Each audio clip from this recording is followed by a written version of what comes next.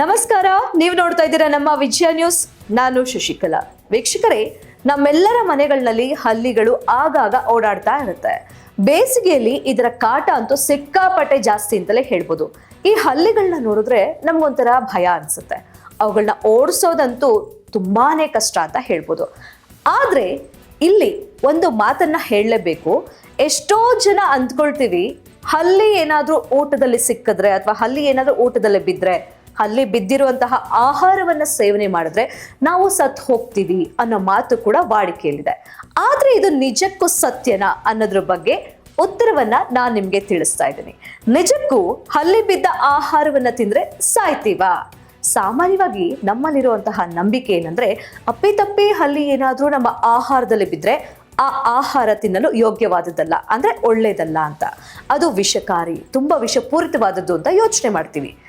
ವಾಸ್ತವದಲ್ಲಿ ನೋಡೋದಾದ್ರೆ ಅದು ಸುಳ್ಳು, ನಿಜಕ್ಕೂ ಸುಳ್ಳು. ಹಲ್ಲಿಗಳು ಸಾಮಾನ್ಯವಾಗಿ ವಿಷಕಾರಿಯಾಗಿರೋದಿಲ್ಲ. ಆದ್ರೆ ಅದರಲ್ಲಿ ಸಾಲ್ಮನೆಲ್ಲಾ ಅನ್ನೋ ವೈರಾಣು ಇರುತ್ತೆ. ಆ ಒಂದು ವೈರಾಣು ಆಹಾರದಲ್ಲಿ ಬಿದ್ದು ಕುದಿಯೋದ್ರಿಂದ ಆ ಒಂದು ದೇಹದಿಂದ ಹೊರಬರುವಂತಹ ವೈರಾಣು ಅದು ಒಂದು ಭಯಾನಕವಾದಂತಹ ವೈರಸ್. ಇದರಿಂದ ಆಹಾರ ಸೇವಿಸಬಾರ್ದು.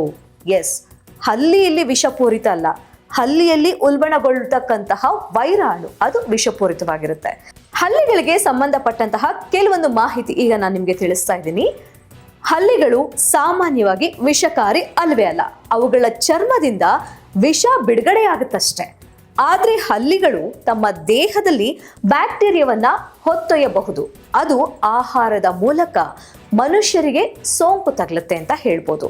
ಇನ್ನು ಹಲ್ಲಿ ಬಿದ್ದ ಆಹಾರವನ್ನ ತಿನ್ನೋದ್ರಿಂದ ಉಂಟಾಗುವ ಸೋಂಕನ್ನ ತಪ್ಪಿಸಲು ಆಹಾರವನ್ನ ಚೆನ್ನಾಗಿ ಕುದಿಸುವುದು ಅಥವಾ ತಿನ್ನುವ ಮೊದಲು ಬಿಸಾಕುವುದು ಒಳ್ಳೆಯದು ಅಂತ ಹೇಳ್ಬೋದು. ಹಲ್ಲೆ ಕಚ್ಚಿದ ಜಾಗವನ್ನ ಸ್ವಚ್ಛಗೊಳಿಸಿ ಮತ್ತೆ ಸೋಂಕು ತಗಲದಂತೆ ನೋಡ್ಕೊಳ್ಬೇಕು ಅಂತ ಇವತ್ತಿನ ಕಾರ್ಯಕ್ರಮದ ವಿವರಣೆ ಅಂತಲೇ ಹೇಳ್ಬೋದು.